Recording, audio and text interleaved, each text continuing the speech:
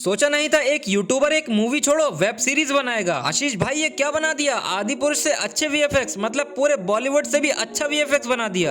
तो अभी मैंने जस्ट एकाकी का 5वां चैप्टर देखा और जो अलग लेवल का एक्सपीरियंस हुआ ना, बंदा इतना बड़ा मार्वल लवर है कि शायद तुमसे भी बड़ा होगा। 5th चैप्टर आने के बाद जब मैंने इसको बिंज वॉच किया, सारे एपिसोड एक साथ देखे, क्या ही नेक्स्ट लेवल कॉन्सेप्ट बना दिया। मतलब 3 साल से बंदा गायब था यूट्यूब से। बाद में हमें पता चलता है कि अपने आशीष चंचलानी, जिनके वाईटी पे 30 मिलियन से ज्यादा सब्सक्राइबर्स हैं, वो अपनी खुद की वेब सीरीज बना रहे हैं जिसमें एक्टर, डायरेक्टर, प्रोड्यूसर सब वो खुद से ही कर रहे हैं। मैंने जब इतना सोचा नहीं था, लेकिन आज जब इसके 5 एपिसोड इसके आ गए हैं और अभी मैंने इसको बिंज वॉच किया, तब मुझे ये रियलाइज हो गया कि बंदे ने अपना काम एग्जीक्यूट किया सही से। तो अगर तुमने देख लिया है तो सो गुड, नहीं देखा है तो क्योंकि अब आगे स्पॉयलर्स होने वाले हैं तो बी अलर्ट। तो सबसे पहले तो भाई एकाकी यूट्यूब पर फ्री में अवेलेबल है। 5 एपिसोड के साथ सीजन 1 रैप अप करता है और इन 5 एपिसोड्स को रिलीज करने में भाई को 3 महीने लग गए, बनाने में 3 साल लग गए।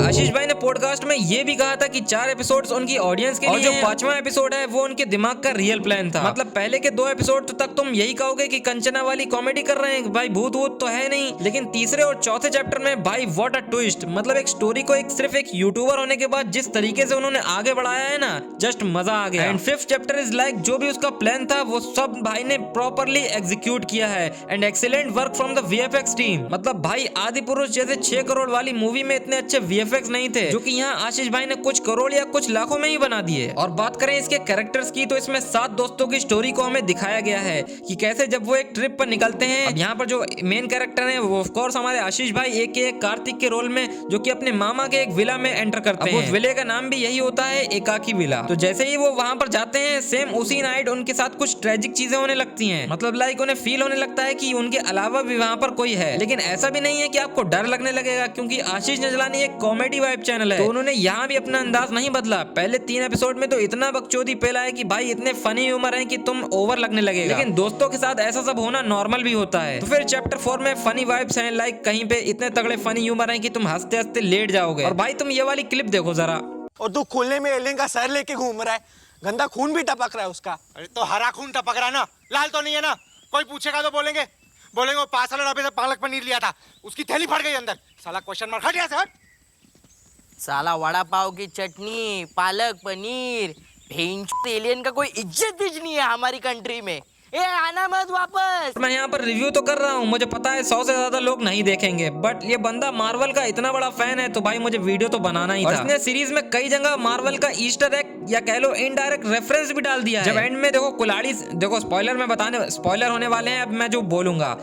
जब एंड में कुल्हाड़ी से वो सीधा सर काट देता है ना एलियन का, ये वही है जब थैनोस थॉर से कहता है कि तुम्हें मेरे सर पे मारना था। लेकिन वहां पर थॉर गलती करता है कि उसके हेड नहीं उड़ाता उसका।